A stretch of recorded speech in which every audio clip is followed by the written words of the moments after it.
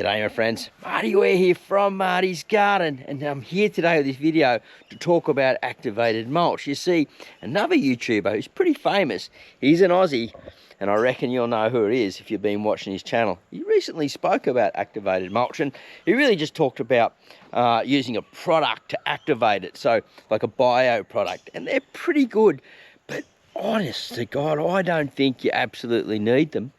There are other ways to activate your compost and your mulch by bringing it close to the ground. I've got like a whole big pile of compost right here that I sell to the locals, and around the outside of it you can see here is a garden. Yep, it's a potato garden, but not any type of potato garden, a sweet potato garden, all growing in bales.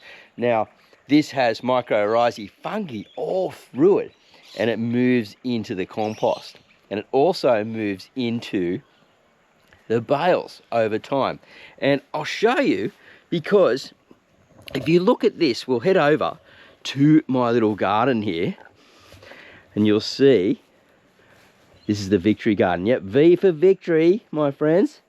Beautiful little garden here, all potted container garden, and it's underneath mulch bales, and I'm activating these bales as we speak. And there's some lettuce. We're doing a video production on lettuce at the moment, and you can see, hopefully that's catching on the camera, there's some little fungi here in between there hiding in the shade, and you can see the mycorrhizae starting to move through it.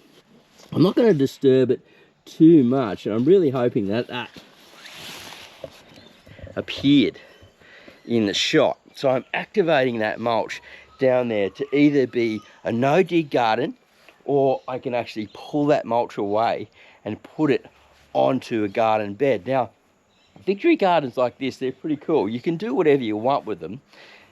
My way of doing it is because I'm going to be here for a long time. I'm not a renter, so I'm always building soils on site and working with my activation, which is the microbes and fungi and the soil web. Without getting too deep into it, when you've got a good soil web, plants don't need to search for nutrients much, because the fungi and the nutrients and all the microbes and everything share together. Photosynthesis, energy from the plants down to the ground, yada yada yada, making beautiful, beautiful plants. And so the concept is, if you just buy a couple of, like a bit of bales, some mulch and things like that around, and just leave it on the ground and just water it, throw a bit of nitrogen into it, a bit of chicken manure if you can, and turn it over a little bit so it sort of gets coated, because we need some nitrogen to feed the soil web. So here, now I'm really hoping this is filming, because I'm on my GoPro and the screen's blacked out to save the screen, but I'm pretty sure it's working pretty good. You've been watching the show, you know that I do bale gardens, and I put them into these raised beds as well, which I really like to do. So I'm actually activating this one right here, and this is a bale just sitting on here, so the worms and the mycorrhizae, fungi, stuff like that, centipedes, all different types of things coming in here and living under there, creating a little home for them while I'm activating it and spreading it around. Now, in the last few videos, I've shown you this mulch that come out of the chicken coop, and this is an activated mulch. Look how cool that is, that stuff. Now, that's been in the coop for around about 6 weeks. We've got a new compost in here, and then the bales over here, again, being activated to grow straight into, if I wanted to start covering the compost, start growing straight into them, but the chickens would eat it all. There's the girls in there. Pretty cool, eh? They're trying to get the rest of the feed. Say hello to everyone. Say hello. Say hello, girls. So we're trying to get this video all in one take, because we're talking about activating it. Now, when you throw mulch down certain times of the year, most people in the old ways, they teach to throw mulch down certain times of the year. Now, there's a couple of things with mulch that we need to be aware of. Is that if we put it on too thick and you only get light rains where you are, or you don't have much time to water, the water will never penetrate through. So it becomes hydrophobic in a way, where the water's not reaching to the soil profile, to the ground. You want to always have that water going through. So an example would be like here again. We come back to this spot here, this nice little, look at that. If you know what type of chili that is, let me know in the comments box down below. So we need to be able to dig down through, and it'll be moist all the way through. And this is getting humusy, right? And so here, you can see it's still moist.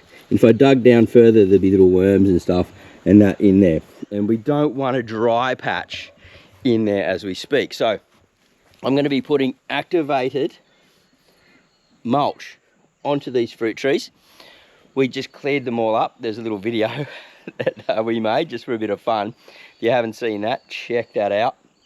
Just a bit of fun with me and Shirley and the chickens. So we're getting prepared to put that mulch down onto these fruit trees and cover this area. We've got a bit of a problem with nut grass here because it was here originally when we first turned up.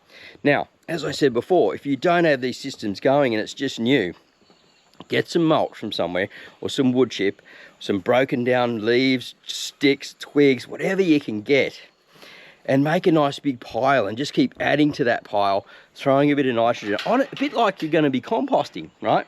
But what you're doing is you're actually creating a mulch, and then the stuff, if you've got extra, then you compost it on, you go further with it. So what you're using really is a half broken down compost with not too much nitrogen all through it, because you don't want to burn stuff, right? But you're just throwing it and adding it over time. So yeah, nitrogen could be some manures, or even just grass from when you're mowing the lawn. But just make sure that your grass doesn't get too compacted, and that it actually will be sort of mixing through and you're keeping a lot of airflow in it. You don't want it getting compacted when you're doing this. You want to turn it over, keep it nice blocky structure, keep it not compacted, because once it gets compacted, you don't have the airs and the critters and all the soil life moving through it. Now, a victory garden's a little bit different, and I'm really happy to be doing this. But sort of in between videos, as we're growing stuff and growing on here, and I'm producing content, I've still got other tips and tricks that I want to share with you to help you in the garden, because my goal this season is to help you save money and grow more luscious, beautiful, fresh food at home as cheaply and successfully as you can. So if you can find a good source of mulch and you've got a nice pile for it, or somewhere to put it, you can get oxygen to it, maybe even a big black bin like this that you can find. I found that one at the back there at the local tip. I think I got it for something like $5 or something like that. They're normally like $100 in the shop. So get thrifty, get out there, start gardening and enjoy. And let me know what you think of this little vlog as we walked around and had a chat, because I'm just sort of using the GoPro at the moment to save a bit of time and to get this content out to you more regularly. And I'd love to know what you think in the comments box down below. Have a great day. Here comes a flexi hand. I still can't even see the screen. It's gone black on me. So I hope this come out, this video. Here we go.